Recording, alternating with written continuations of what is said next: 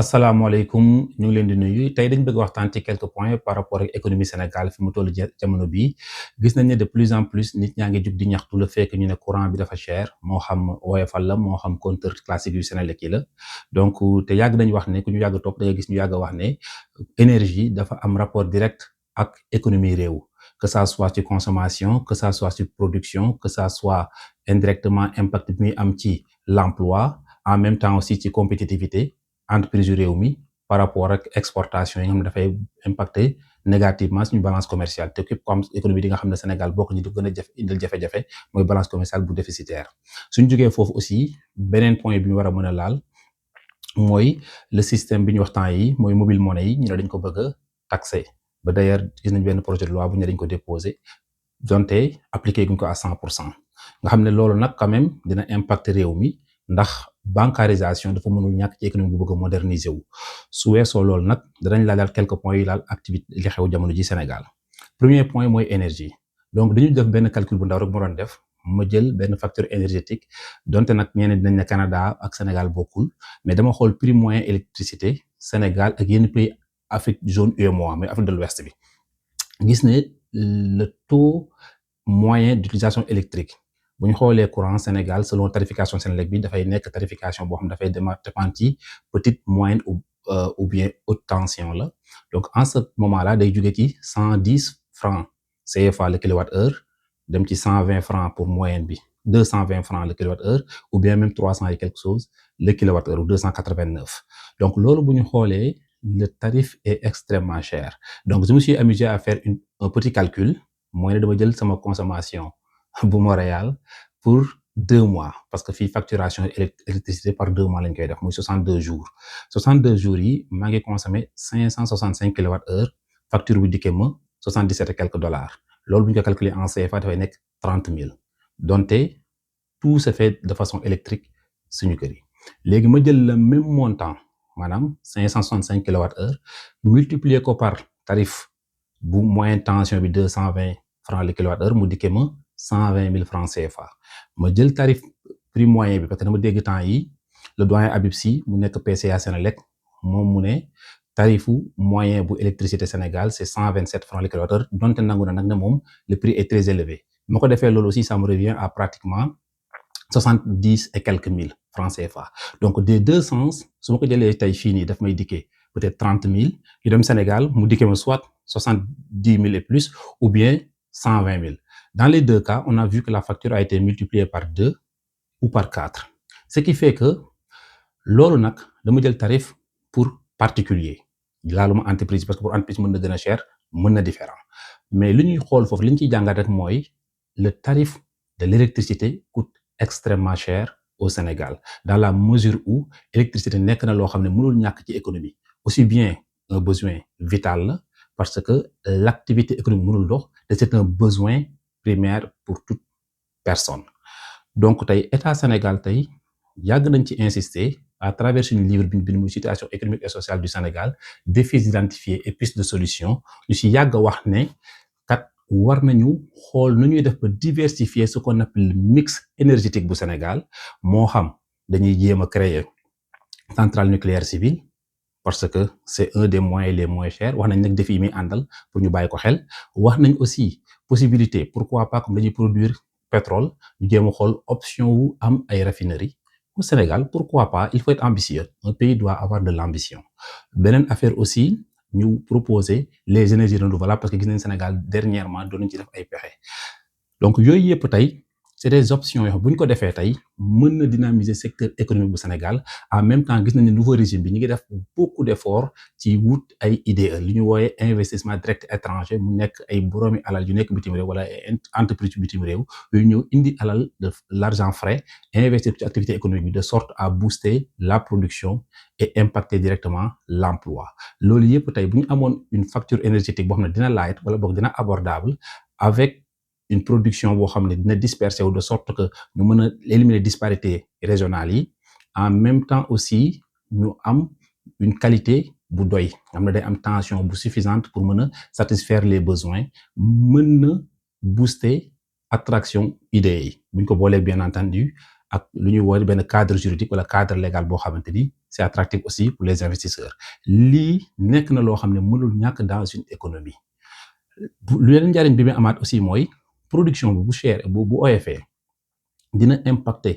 la consommation parce que nit ñi aussi wala boroom kër yi dinañ am kattanu jënd courant wala jënd essence wala jënd beneen moyen énergétique pour mën di satisfaire seeni besoins te du impacter seen budget ba ñu mën a investir ci d'autres activités. Donc loolu aussi dana aider entreprise yi ci bu ñu mën a dégager plus de marge pour mën a réinvestir dans l'activité. Donc ce qui fait que à tous les niveaux rek foo ko xool rek gis nañu énergie tey dafa nekk loo xamante ni mën na booster activité économique. kon nag état bi war na boole priorité am ci xool nu muy def ba diversifier mix énergétique bi. léeg-léeg na li ci dégg mooy subvention yi dafa xaw a bari te dafa metti léegi man ce que je vous propose wala ce que mooy ne ñu jéem a xool na une transition de la production énergétique de sorte à ce que mu nekk une production autonome maanaam Senelec moom boppam ci production bi bañ di dépendre ci ay subventions fexe ba coût de production yi baissé wu de sorte à ce que ñu puisse qu'on puisse produire sans pour autant am benn impact négatif sur des subventions étatiques. ñu jógee foofu ñëw ci mobile money yi présentement dañuy wax ne état bi daf ko bëgg a taxer de 0,5%. En plus de cela il y a un frais de transfert qui varie entre 0,8 à 1% dépendamment de moyen de transfert bi utilisé. Ce qu'il faut voir c'est que premièrement li ñu war a leeral mooy réew ak bu mu mën a doon développement moom mënoo ko xalaat wala boog moderniser sa économie sans pour autant jaar par un système financier parce que système financier jamono ji dañoo avancer tellement d'ailleurs dañuy dem ba ci système bi dans les pays occidentaux les gens sont proactifs ils sont très en avance tu peux tout faire à partir de ce cellulaire mën nga jënd ay actions mën nga jaay ay actions mën nga def ay transactions ay virement de fonds et ça se fait de façon instantanée ñun Sénégal moom nous sommes à des années-lumière là-dessus par conséquent parce que war nañu mën a am ambition pour ñëw bëgg a jógee un point A dem un point B man ce que je veux c'est que toujours pays bi wala nit yi wala dirigeants yi di am une vision mooy lan ñii ñu jiitu fi ñu jaar aw yoon la xàll na ñoon ñun war nañ fa mën a jaar pour dem fa léegi nag ñu constaté ne bu ñu xoolee que ça soit ANSD que ça soit UEMOA ci seen rapport yi ñu ngi gis ne taux de bancarisation stricte bu Sénégal maanaam képp koo xam ne considéré comme adulte à partir de 16 ans et plus nga am compte bancaire ñi ngi nekk ci 22,4%. lii nag données fin 2023 yi la woon loolu c'est extrêmement bas pour un pays qui veut se développer mais nag war nañu xam explication yi fan la jógee bu ci njëkk mooy ne services bancaires yi c'est des services très très très limités. Sénégal nous comptons selon la zone UEMOA selon UEMOA ci seen rapport yi mu ji 29 banques 1338 points de service donc suñu xoolee loolu tey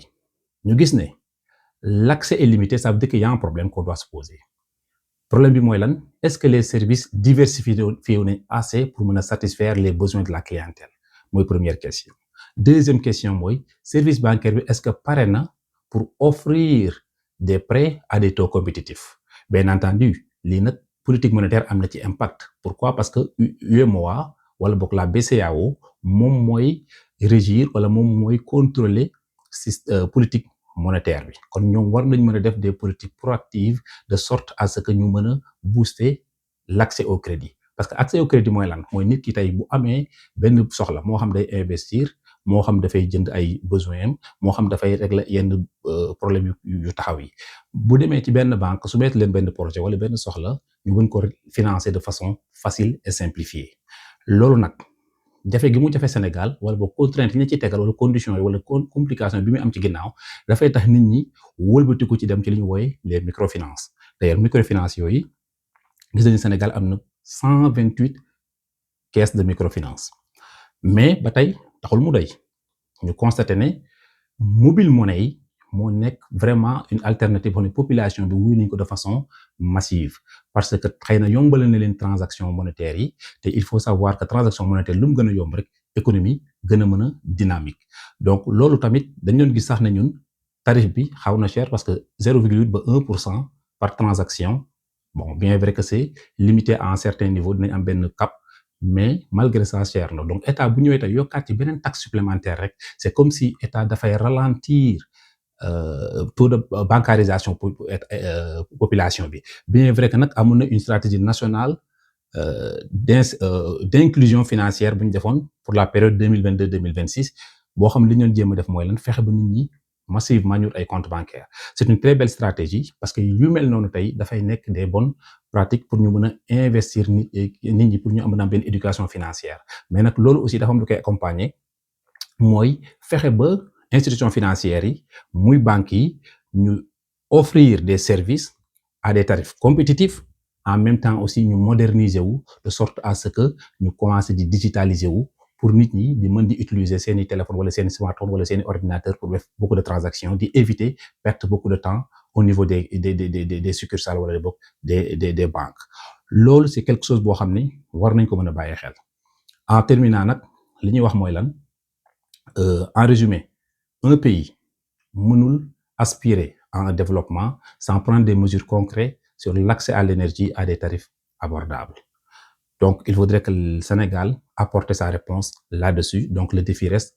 aux mains des nouvelles autorités. Beneen problème bi mooy le système bancaire doit être modernisé, doit être rendu beaucoup plus dynamique que cela. En définitive aussi, ñu ngi gis aussi le débat Sénégal, par exemple, malheureusement, c'est un débat très pauvre. Au lieu de parler des vrais sujets, qui est fait divers, malheureusement, ci la ñuy nekk du matin au soir te pour ñun réew mi war na développer war na romb niveau boobu on doit débattre des vraies questions des vrais défis qui nous attendent pourquoi parce que le monde est tellement dynamique que yeneen pays tooguñ di ñu xaar donc ñun bu fekkee dañu bëgg a dellu suñu bopp ginnaaw donc moo tax ñu nekk débat de bas étage yi xam ne dañuy tardeel que ça soit le débat politique wala le débat économique donc gis nañ aussi dernièrement ay déguerpissement yu xew loolu li ñu ci wax rek mooy l'État pour man il devait avoir une vision proactive mooy lan def un recensement au niveau de toutes les localités yi ñu concerné xool quelle est l'offre de service pourquoi parce que l'économie informelle dafa bokk ci ADN Sénégal donte nag on a beaucoup prôné pour une transition vers le formel d'ailleurs sax am na benn chapitre entier bu ñu ko jagleel ci suñu livre bi di comment faire pour doper wala boog inciter à une transition formelle de l'activité économique au Sénégal donc su fekkoon nañ benn day recensement ba mën a am des données exactes en fonction de ça l'État peut apporter des solutions adaptées et concertées par rapport aux problèmes parce que déguerpissement yi li ñu ciy constaté mooy non seulement ñàkk yërmande da ciy am donte nag occuper la voie publique n'est pas forcément salutaire donc nekkul loo xam ne dañ koy promouvoir mais par contre on doit avoir une vision beaucoup plus organisée que cela offrir des alternatives pourquoi pas ñu migrer vers un système de hypermarché comme ni muy amee ci pays occidentaux yi